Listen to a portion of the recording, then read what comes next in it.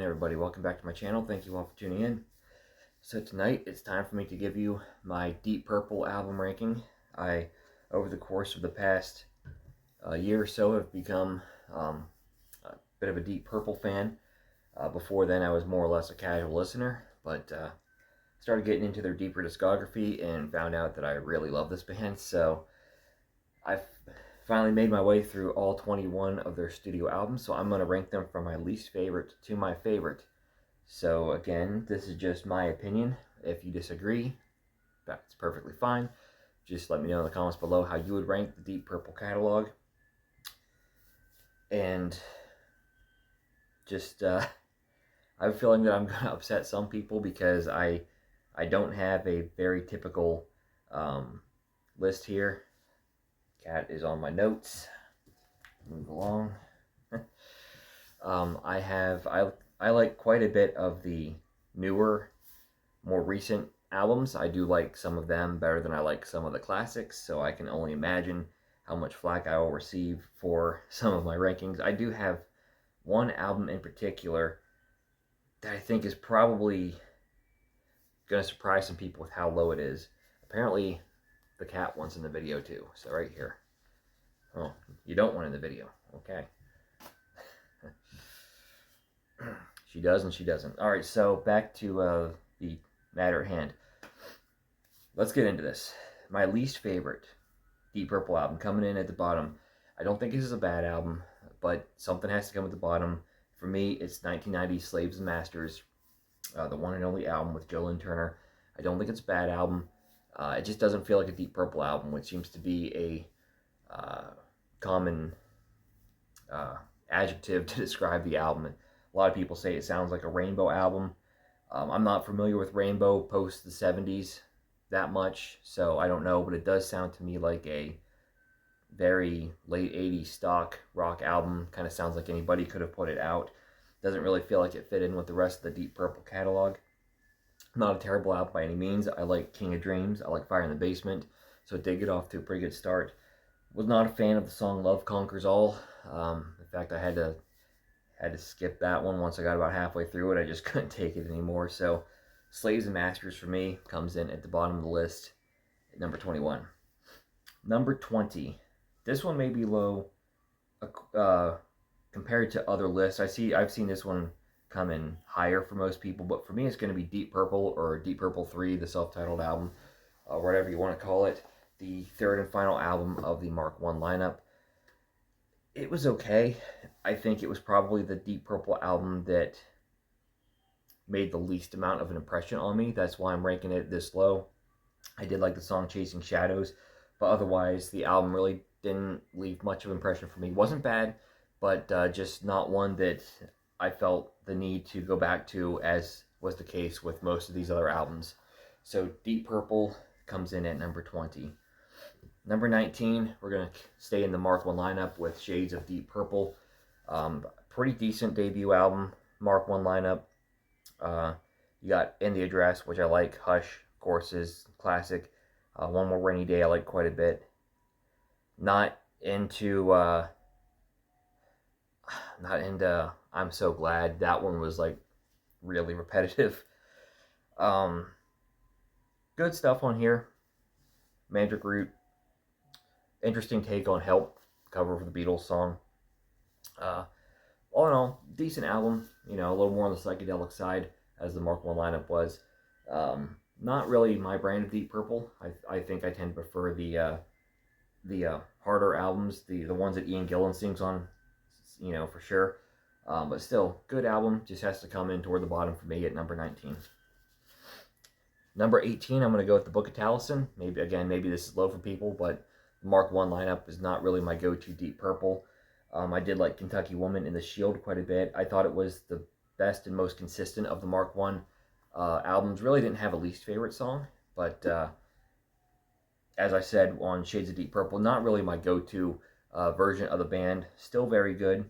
Book of Taliesin is going to come in number 18. Number 17, I'm going to go with one of the more recent albums, Infinite.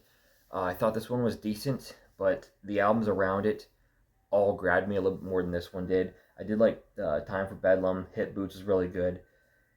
Don't know that I had like a real least favorite other than maybe Roadhouse Blues, the Doors cover at the end of the album. Kind of felt out of place to me, but otherwise, decent album. Um, there's just 16 that I kind of liked a little bit better.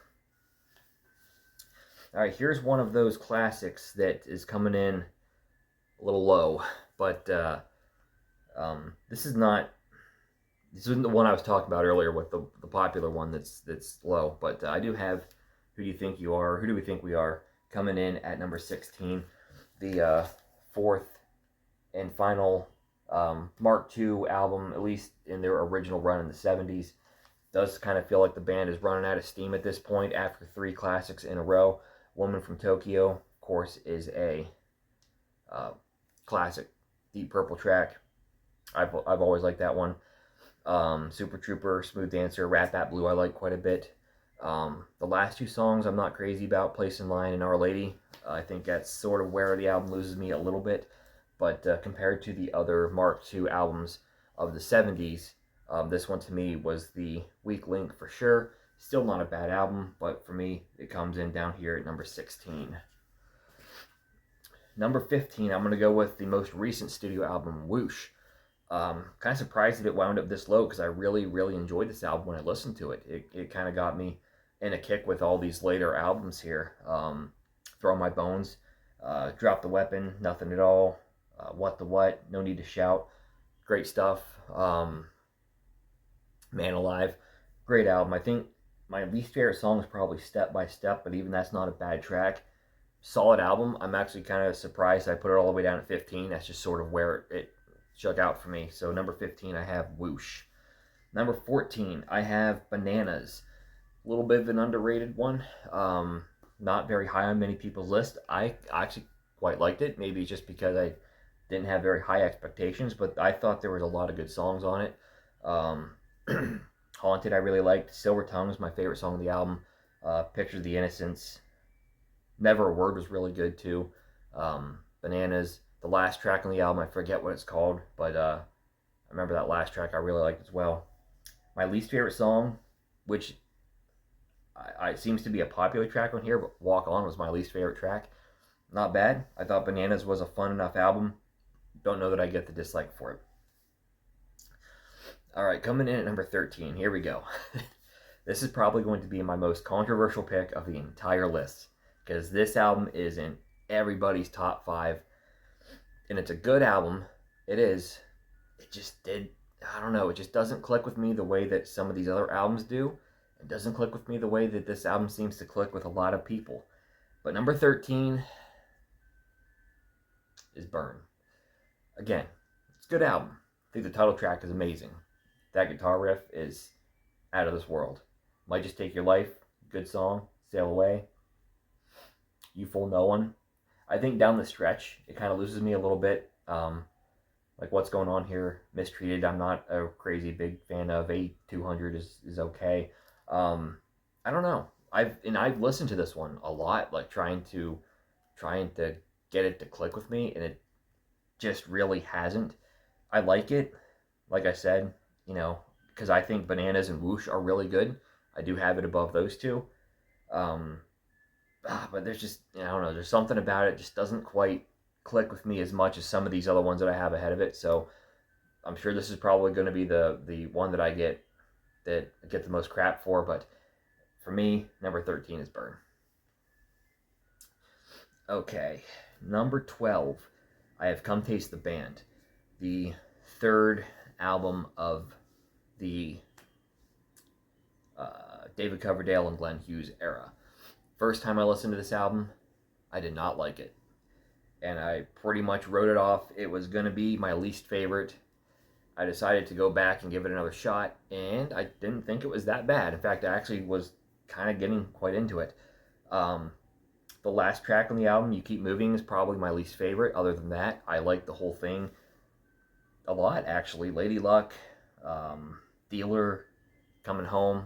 I thought it was a fun album. I put it at number 12 because, like I said, my first initial listen, didn't really like it. Second listen, dug it quite a bit, so I felt like I couldn't quite put it a little higher, but it is an album that, in all honesty, I think I am going to go back to before Burn. you know, sue me, but come taste the band. I have it number 12. Number 11, this one might be semi-controversial to put this one this low, but this is a good album, Fireball. Kind of stuck in between two classics. It kind of gets forgotten, I think, but the title track is an absolute banger. I love No No No. The Mule has a lot of great drumming from Ian Pace. Ian Pace is underrated, man. I really love his drumming. He doesn't seem to get a lot of the credit that I think he deserves, but he is amazing. Ian Pace is great. Fools, No One Came. Anyone's Daughter even kind of like. It's different. Not my favorite, but it's different. But that Fireball is just like a banger. I love that one. So for me, Fireball comes in like pretty much right in the middle, number 11. So coming in at number 10, I'm going to go with my favorite album of the Mark III, my favorite album with David Coverdale and Glenn Hughes. That would be Stormbringer. I thought this one was quite solid, actually. I like the title track. I like Holy Man, Hold On, Lady Double Dealer, Highball Shooter, The Gypsy, Soldier of Fortune. Solid album. My least favorite song, You Can't Do It Right, but I still like that song. So, solid album, kind of a little funkier. It's not as heavy as Burn was, but I liked it a little bit better. I don't know what to say. Decent album. For me, comes in at number 10, Stormbringer.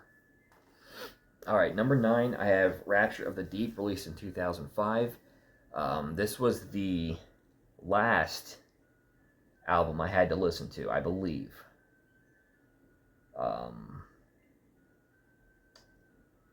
Yeah, I believe this was the last album that I listened to. And I really dug it. I thought it was really solid. Wrong Man and Back to Back were standouts for me. I really liked the entire second half of the album, actually. I think all in all, I thought the second half was a little stronger than the first half. But the only song I wasn't crazy about was clearly quite absurd. Wasn't bad, but it was my least favorite. All in all, I thought Rapture of the Deep was a pretty darn good album. Number 8, House of the Blue Light. So I got some interesting picks, like in this section of my ranking here. Picks that are usually much lower for people. I bought this one on a whim a while ago, and I quite liked it then. I still quite like it now. Bad Attitude, Unwritten Law, Call of the Wild, Mad Dog, Black and White, Spanish Archer, Dead or Alive's really great, Strange Ways. A lot of good stuff on here. Sounds a lot like Perfect Strangers, maybe not quite as great, but really good. I think a little on the underrated side. House of the Blue Light for me comes in at number 8. All right, here's another interesting one. Number 7, Abandon. Just like House of the Blue Light, I think this album is a pretty good follow-up to its predecessor, though not as consistently fantastic. I think when this album is at its peak, with songs like Any Fool Know That, which is pretty badass Deep Purple rap in my opinion. Almost Human's really good. Seventh Heaven. I really love Finger to the Bone. That's a great song. What's Your Name? 69. Evil Louie. The re-recording of Bloodsucker is pretty awesome. Solid album. I like this one quite a bit. This one seems to come in pretty low for a lot of people, but I dig this one a lot. Again, maybe not quite as solid as Perpendicular, but still really good album, and I have it at number 7. Alright, here's another interesting one. This one's really interesting, because this one comes in at the bottom of, like, everybody's list. But I don't really like this one. I think this was, like, the second to last one that I had to listen to. Rapture of the Deep was the last one I listened to, and then this is the second to last, and whew, I thought this was an awesome one. I thought this one was awesome. The Battle Rages On, killer riff, great song. Enya, I really love that one. That one to me sounds like late 80s, early 90s sports highlight reel song, which is fine with me because I love watching like old drag racing and NASCAR and even football clips from back then. So like I can hear Enya being played like in like a sports arena or like drag racing highlights or something from back in the day. So killer stuff. That riff is awesome. Talk About Love, Time to Kill. Oh, I love Time to Kill. If I were to do a top 10 Deep Purple song, I bet you Time to Kill is on it. I think that song's fantastic. Ramshackle Man, Twist in the Tail is a banger as well. Nasty Piece of Work. Solitaire and One Man's Meat took a little bit to grow on me. I will admit, those last two songs Probably my least two favorite, but still, really good album. Was really surprised with this one. I really dug it. So Battle Rages On comes in at number 6. All right, coming in at number 5. Maybe this is a little low. Maybe this is just because a lot of it is sort of overplayed, but I'm going to go with Machine Head at number 5. I think this album's fantastic. This is the one Deep Purple album before I really started getting into the band that I was familiar with from start to finish. Highway Star, Smoke in the Water, who hasn't heard those songs? Maybe they're overplayed, but they're still classics. Maybe I'm a Leo is incredible. Pictures of Home, Never Before, Lazy, Space Truckin', solid. Maybe it's just because I'm most familiar with it, so it was kind of had these other albums I was getting into that were a little bit more exciting to me. But Machine Head is still a great album. Had to be in my top 5 somewhere. I'm going to put it at number 5. Number 4, and I forgot to grab it. I do own this on CD, but I forgot to grab it for some reason. But I'm going to go with Perfect Strangers at number 4. Before I bought it on CD, I don't think it would have been in my top 5. It would have been probably my top 10 somewhere. But when I bought it on CD and just kind of played the physical copy, it just really like jumped out at me. Knocking on Your Back Door, Under the Gun, Nobody's Home, great stuff. Perfect Strangers, Gypsy Kiss, Not Responsible. I really love Not Responsible. That one's really awesome as well. If I have a least favorite, it's probably Wasted Sunsets, but even that's not a bad song. So Perfect Strangers, fantastic album. I'm going to put it at number 4. Number 3, this may be... I had some interesting picks like in the 6 through 10 range, but this is maybe the highest of my really interesting picks. Number 3 is Now What from 2013. Wow. Okay, so when I played this one, I was beside myself. It's a little progressive in a way. Pretty hard-hitting stuff, too. The playing's fantastic. Ian Gillan sounds fantastic. Songs are amazing. A Simple Song is killer. Weirdest In, Out of Hand, Hell to Pay, Above and Beyond, Uncommon Man. That's another one that kind of sounds like early 90s, late 80s, early 90s, like sports highlight song to me, which that's not a knock because I kind of dig it. Aprivos, is that how you pronounce that? It's a great song, however you pronounce it. All the Time in the World, Vincent Price, heavy as heck. Love that one too. It's unique. I haven't gotten around to hearing this exclusive bonus track on the vinyl here. It'll Be Me. It might be on YouTube somewhere, but it wasn't with this album when I put it on my playlist to listen to it. So I haven't heard it yet. I don't really want to go to YouTube. I kind of want to wait till I get a chance to put this on the turntable and listen to it from A to B to C to D, I guess, to hear that one. But I've gone back to this one a number of times. I still love it. I think this is fantastic. Fantastic album.